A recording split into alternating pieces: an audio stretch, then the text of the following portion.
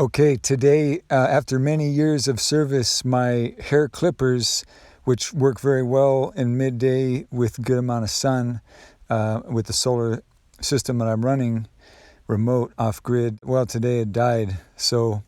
I tried many permutations of the settings, and I'm not going to throw it away because it maybe needs some more advanced care I'll have to look into, but my needs right now are to get this hair off my head so that it stops cooking me alive and it allows for better heat transference through the cold water wraps that I'm wrapping around my head most of the hours of the day, and sometimes even all night if it's necessary. And that can obviously become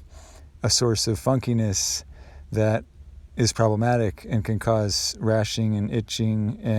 itching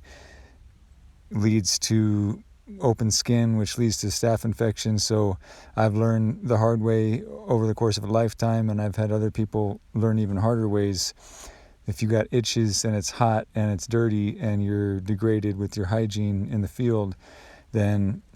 pat and slap, do not scratch, and keep your fingernails trimmed down religiously, because sometimes even in the night you might reflexively start scratching at things that you would have been more conscious of in a waking state to only slap or pat. And then of course, once I get this hair removed, now that I've got to do it by hand,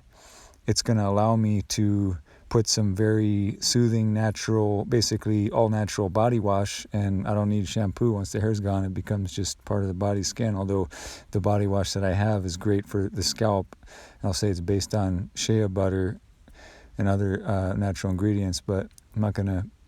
trying to do a beauty salon video here. This is very down and dirty, and I'm going to look like a very deranged fellow at the end of this, but it's going to be a lifesaver. And I'm using a